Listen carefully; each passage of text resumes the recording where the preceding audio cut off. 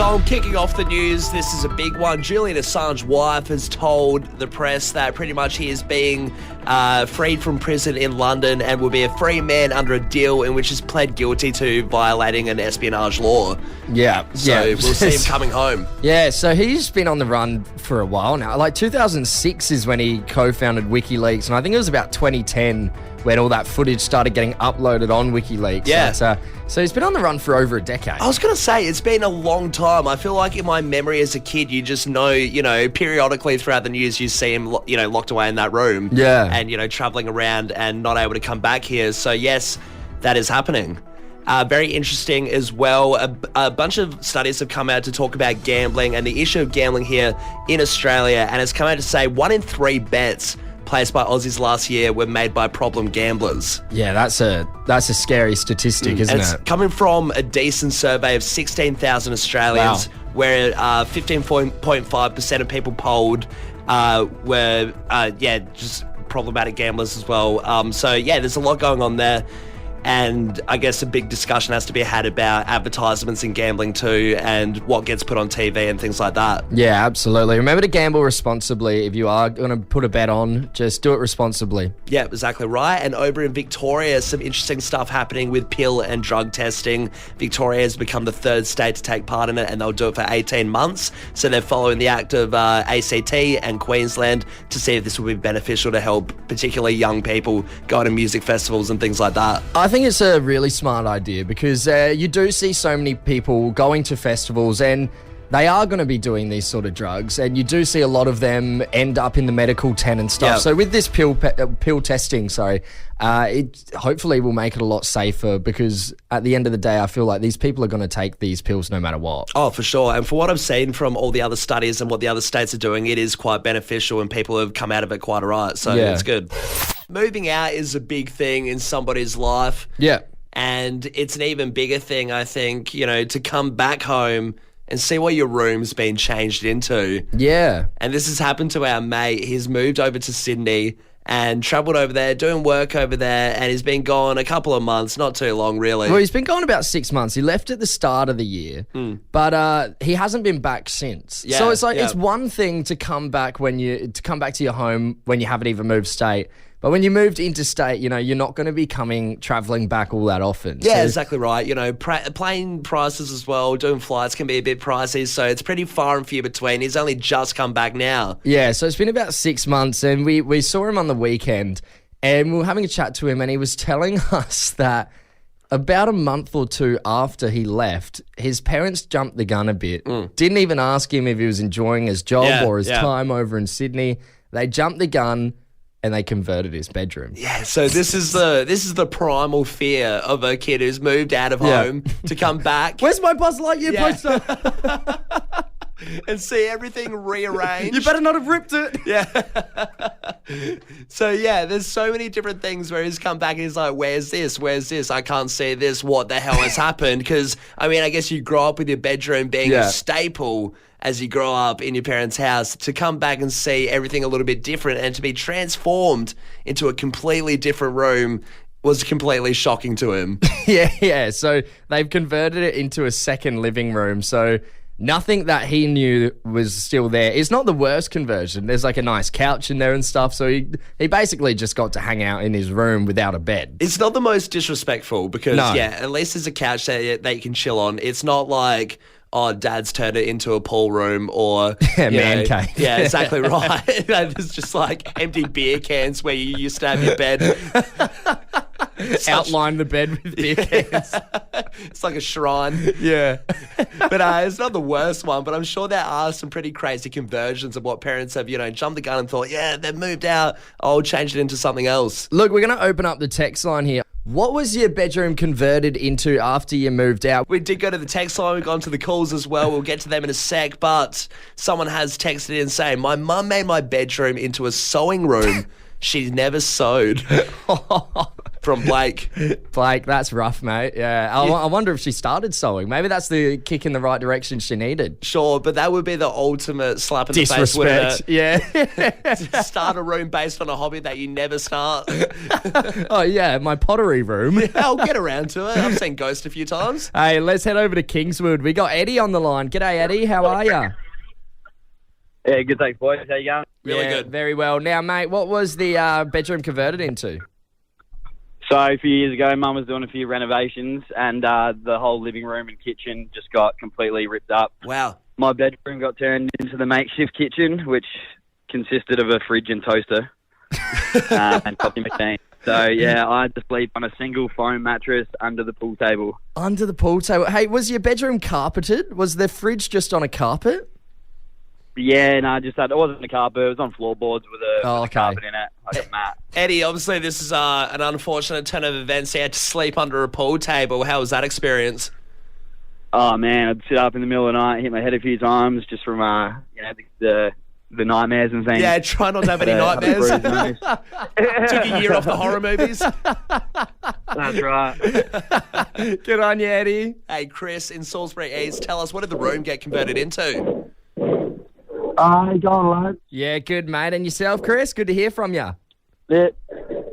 Look, I'm a gentleman now, I'm a distinguished gentleman. Yeah. But, back in my younger days, I decided that I wanted to convert a spare bedroom into hydroponics tomato growing room. Sure, yeah. Tomato or the devil's lettuce? Which one are we talking about, Chris? Well, not only about you, but I love tomatoes, so I thought I would convert the room into a hydroponic tomato room. Sure. Yeah. Did you ever think about maybe just planting the tomatoes outside, or you thought maybe the no smell? fun in that. The room was sitting there. No, the tomatoes will be too visible. The tomato cops will come and seize them. Yeah, that's right. Yeah. Made some sauce, but that was probably the most wild converted room I've done. Hey, Chris, what was your favourite thing to make with the tomatoes that you grew? Of course, it was tomato sauce. Yeah, that's what you would say. Hey, there's one universal rule in this world. It doesn't matter where you are. It can be absolutely anywhere. If you go to the bathroom and they're really nice, the first thing you do when you get back to your mates is say, you got to go check out the bathroom. They're really nice. Yeah, sure. And if it's got a weird novelty thing in there, even better. Yeah, absolutely. Well, I have some good news for the ladies because we have found the nicest toilets possibly in the world. And sorry to the blokes out there, but this one is just for the gals. It's a museum called Mona in Tasmania, and they're actually seeing a bit of backlash for this one because this bloke, Jason Lau, lodged a discrimination complaint to the Tasmanian Civil and Administrative Tribunal because he wasn't allowed into one section of the museum of Mona. So it's they had this one room, it was called the Ladies' Lounge. Only women were allowed in there, and it was all these Picasso paintings that were hung up. This guy wanted to go check it out. He was refused entry, called it discrimination. So because this is at the museum, obviously, it's so big over in Tasmania, these are actual Picasso paintings. These are real Picasso paintings, cool. Yeah. So then the Deputy President of the Tasmanian Civil and Administrative Tribunal, Richard Gruber, came out and said that Mona's refused entry was direct discrimination. So basically they were saying you can't have this ladies' lounge. You need to let everyone in. It needs to be inclusive for everyone. Sure, okay. So they were trying to figure out a loophole. How can we get around it? Well, what they've done is they've converted the unisex toilets into a female toilet and hung the Picasso paintings in there. Wow, okay, so I would love to be on the panel for figuring out how we find a loophole to this one. And right, the board of directors at Mona, like, what about toilets? Yeah, just stick it in the toilet, then they can't go in. It's that easy. I mean, I'm all for this. I think it's hilarious. It's hilarious in the sense that now it's a really weird art piece. So you got these Picassos hanging up in the bathroom, which seems, from what I've heard, right up Mona's alley because it is so bizarre there. Yeah, so now if you are a female and you are going to Tasmania soon, check out Mona and go into the ladies' toilets and let us know how nice are they? Because imagine that, just real Picasso paintings. Yeah. Imagine that. You come out of the bathroom. Oh, really nice in there. People say, "Oh, is there a good blow dryer?" And you're like, "No, it's a genuine Picasso hanging up on the wall. It's quite expensive." Well, I think there's a Picasso in each cubicle as well as outside by the mirrors and stuff. So perfect for your mirror selfies as well. Yeah, don't try your hands on them. No. Yesterday was a bit of a historical day. It marked 20 years to the day when the film The Notebook came out. What do you want? It's not that simple. What do you want? Great, Yes. great flick. I mean, it is your favourite movie. It's my favourite film, yeah. And fun fact, Tomo, who used to be on the Brekkie Show, was his favourite movie too. Yeah, we did it actually. We did a Notebook quiz against each other to see who liked it more. I won it, but I had watched it every day that week in preparation. Doing a bit of research. Yeah. Some light research. I'll just watch it religiously. Honestly, best week I've ever had. Every night, get home, chuck on The Notebook. Yeah. Hey, it's a good one. I never got too struck by The Notebook. I'm a bit indifferent. I'm very mid on it. I think it's an okay movie. Okay, well, you're wrong. I think if there's a Ryan Gosling kind of rom-com I go for, I think La La Land's better. Yeah, right. Okay. Well, we're not talking rom-coms. We want to talk about the films that made you cry the most. We're going to open up the text line here. What film made you cry the most, Adelaide? It's a bit of a sad term for your Windback Wednesday, but these are films that stick with us for so long, and we all cherish them and love them so much. So let's put a positive spin on why they made you cry so much. Jeez, how many tissues did you go through with the week of watching The Notebook? A lot of crying? Yeah, heaps. I was pretty dehydrated. Yeah. Came out like a cactus afterwards. Hey, I mean, it's always funny as well, just looking at the movies that people cry to, because some can be a little bit bizarre too. I was watching the Lord of the Rings trilogy over the last week, and I definitely teared up in that. It's just an exhausting feat, right? Taking that ring to Mordor, jeez. I mean, you feel for them. Another classic one that I feel like gets a lot of people crying is Marley and Me. God, that sounds like a terrible end for Marley. Is that like a spin-off or something? What is that the grab? sequel. Who got that audio? Might have been me. We're going to get into the phone lines right now. We got Deborah from Mawson Lakes. Deborah, good morning. How you going? Hi, good morning, guys. I'm good, thank you. How are you? Really good. Now, Deborah, what is the movie? What is the sad one that you love to watch? Mrs. Doubtfire. Mrs. Doubtfire? Yeah. what, Yeah. what about Mrs. Doubtfire makes you cry? So, well, you go on about Notebook. I've never seen that film. You've so I never can't seen The even comment Notebook? on that. Never seen The Notebook. Debbie, you got to No. get on it. Well, maybe I will today when I've got a spare couple of hours. I've never seen I'll try. The reason Mrs. Doubtfire is the one for me, and if you don't look at it the way I look at it, maybe you watch it today when you've got a couple of hours, and then we'll just switch notes.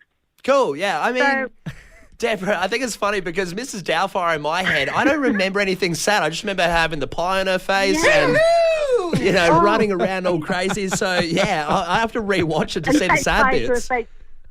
And setting fire to a fake boobs, which is always a funny one. And that's the thing.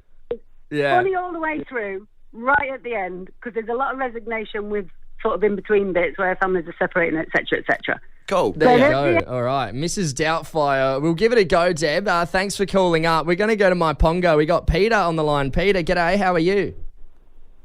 I'm well. How are you this morning? Very good. Yeah, very well. Now, Peter, what movie made you cry? Red Dog. Red Dog. Always Okay. That one. Yes. Every time, Red Dog. Yes. Big tearjerker for me. So Red Dog, does that compare to Marley and Me? Are they both in the same league, or are you saying Red Dog is the sadder dog movie? Oh, no, Red Dog, hands down, absolutely. Yeah, Marley and Me, yes, definitely a tearjerker, but no, Red Dog, it's just so sad. And it's set in a beautiful location too. So, yeah, and it's just a beautiful love story as well. Yeah, I'll tell you what, Peter, I haven't seen Red Dog. I'll have to give that a watch tonight. Oh, my God, yes, you do. Right after my Mrs. Doubtfire session. I was going to say, you've got the weirdest list of movies to do your homework. Let's go to Sarah over in Glenelg. G'day, Sarah. How you going? Good morning. Yeah. What's the film that made you cry? I was going to say, talking about sad, this one is my ex, Right. who's an ex for a reason. Every time he got sad, he would put on The Princess Bride. Right. The Princess Bride. I do love that one. As you wish. As you wish. As you wish, Sarah. Yeah, great film. Yeah, big time. It's, 1987, and you've got a 40-year-old watching Princess Buttercup. Weeping at the couch. I can't remember because what is the sad bit in Princess Bride? Where does it kick off? Oh, look, honestly, if I ever stayed around for long enough to watch the whole movie through, but once he started tearing up, I was out of there. You're a boycotter. You're like, oh, that's an ick.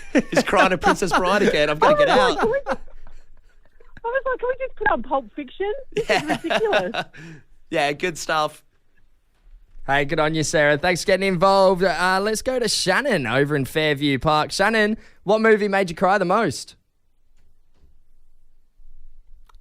All right, Shannon. Shannon is a no-go. To let her know, to let everyone know what Shannon's movie was. It was Raise Your Voice, the Hilary Duff movie from 2004.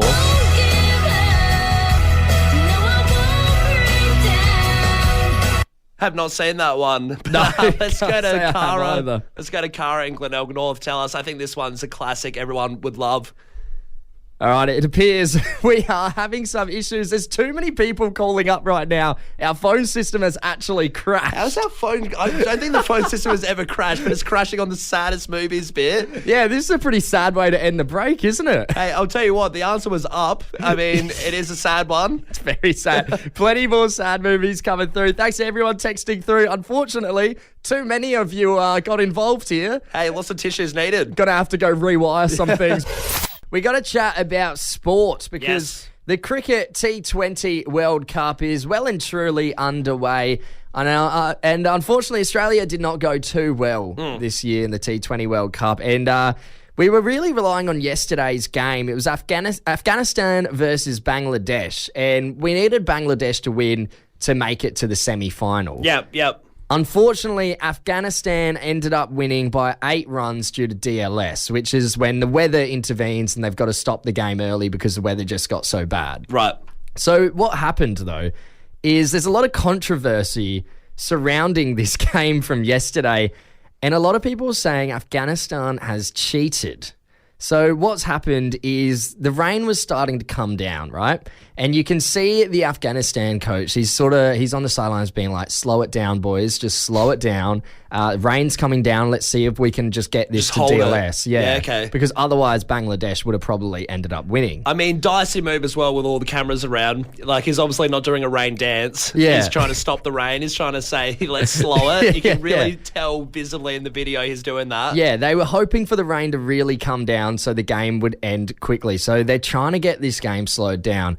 And like literally the second you see the coach being like, slow it down, an Afghanistan player who's right there in the slip behind the wicket, he's just stationary, right? Standing there, no ball in play at the moment. No the movement. bowler's lining up. He's standing there, half squat, grabs his hamstring, falls backwards, and then puts his hand up saying he's done a hamstring. Wow, called an injury. It's been called the old Rainstring. That's insane as well. At least wait, wait until you Wait have till to a ball's run. in play. If a ball is in play, then you can act like you're running towards it, Yeah. even if it's far away. And I mean, then pull even the- if they hit a 6, you could still pull the hammy Sure. while running for the ball. That is a very ballsy move to pull a hammy when you are not moving whatsoever. Yes, there's a bit of controversy around this. I mean, this is the latest scandal, cheating cricket scandal to come out. Thankfully, hopefully this will take over the sandpaper game. Yeah, I was going to say, surely this whitewashes all of that stuff, just how sheer embarrassing and funny this one is. I mean, at least when we cheated, we tried to hide it. This guy's terrible. This bloke's done a stationary hammy. Adelaide, let's wind back the clock. The new quiz with a bit of a spin.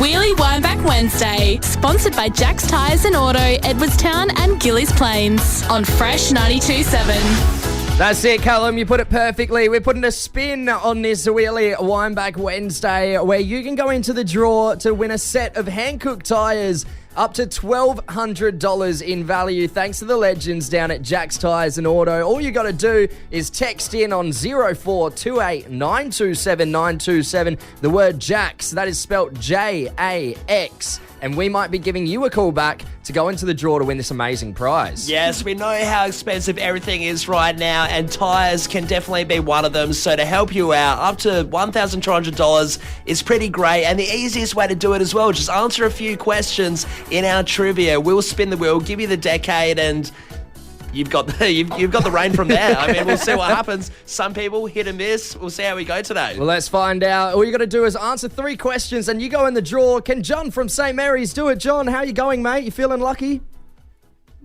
Oh, yeah, we'll see how we go. You beauty. Well, we've got our official wheel spinner, Steph, ready to go. What decade are you hoping for, John? Anything, really. Good. I like that answer. Because weirdly, everyone says the 90s. Yeah, everyone wants the 90s. Probably has something to do with Windback Wednesday. Yeah, exactly right. So anything goes, John. Hopefully it works in your favour. Let's see what we get. Spin that wheel.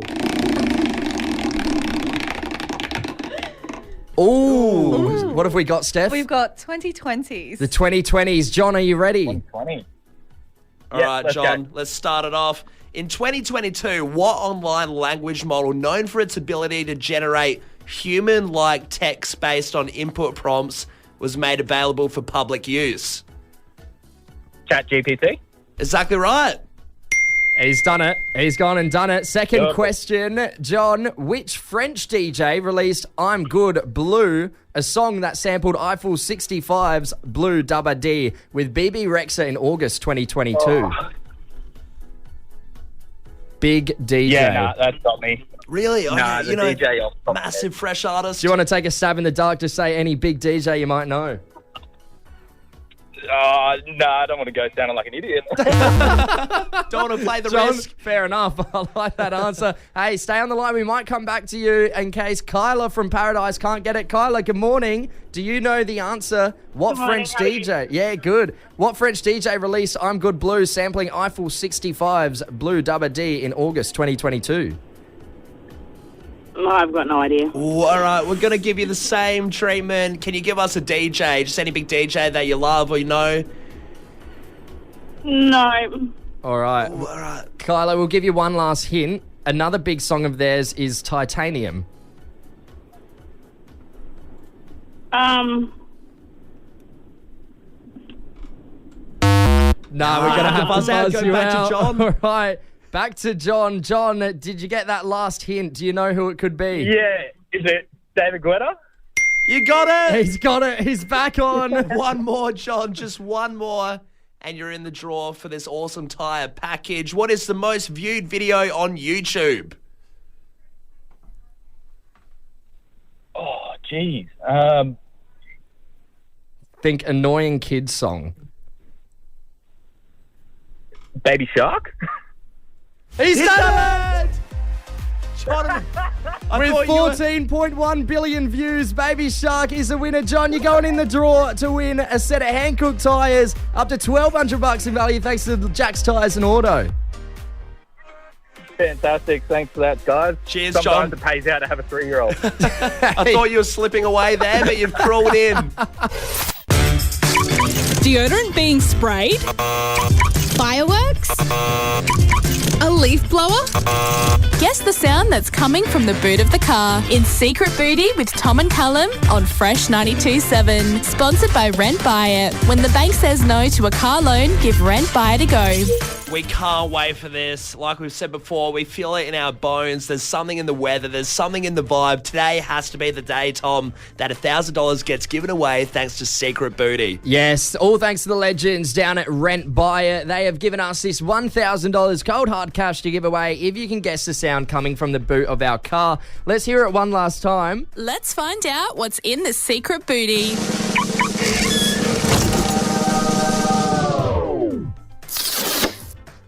Ooh, okay. What could it be? The more you hear it, the more it becomes more... way obvious. So, I don't know. I'm keen to see who we have on the line today. Are they going to get it? Well, we're going to cross over to Port Wollonga first. We got Elle. Elle, good morning. How are you?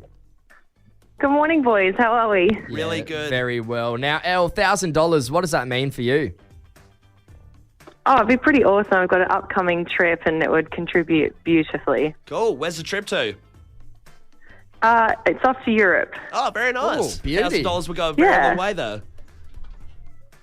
Well, What was that? Oh, I said $1,000 would go a very long way, though. Oh, yes. It would be so helpful. well, Elle, best of luck. What is your guess? Is it peeling wax strips? I like that. Peeling wax strips. I mean, quite a few days ago, we did say it is a bit of a peely thing. You do pull it off. Yeah. All right, Elle, we'll look in the boot of our car. Open it up. Have a look. No, not sorry. it, Elle. It is incorrect, Elle. But Damn, I was adamant that was the answer. yeah, I mean, It's a great answer. it's a very good answer. I mean, Callum, we want to give this away today. How about screw the one caller? Let's go to a couple more. Yeah, let's do it. Let's go to Nick in South Plimpton. Can you take the cake, Nick? What is that I hope secret? so, fellas. Please, let's do it. What's the secret booty? What's the sound? Is it masking tape? Ooh. Show us masking tape. Masking tape, another good answer, Nick. It is it? incorrect. It's not it. It is Nick. not masking tape. Nick. Jeez. I mean, getting close. We are getting close. We're getting to more things being peeled. Let's see if Sam from Virginia knows the answer. Good morning, Sam. What do you think is in the boot of our car? Sorry, boys. My name's Dan. Dan, all right. Dan, all right. Sorry for the confusion. Yeah, sorry about that, mate. You're right, boys. Hey, well, what do you think the sound could be in our boot? My 7-year-old thinks it's Velcro being peeled. Right, okay. So if you win this, Dan, does your 7-year-old get a cut of the profit, or are you taking it for yourself? Absolutely. All right. Okay, Very all good. right. He's getting some Lego. Star Wars Lego. Oh, beautiful. very nice. Well, Dan, I hope you've got this right for that Star Wars Lego. Let's have a look. The boot of our car says... No. It's not it, Dan. It's not the sound of Velcro. The Lego will have to wait. Another good guess, but Callum, I mean... I think we need to give away a clue. I think we need to give away a bit of a hefty clue here. Are you saying that we should summon the clue gremlin? Yes, bring in the clue gremlin. Here he comes. Here he comes. He's walking in the studio. Yeah. They come in multiple colours, but traditionally they are yellow. Thank you, All right, Clue Gremlin. thank you, Clue Gremlin. Hey, Clue Gremlin, go back to your hole now. Give him a little kick. Give him a boot. we don't like to keep him in it too long. It gets him made at home.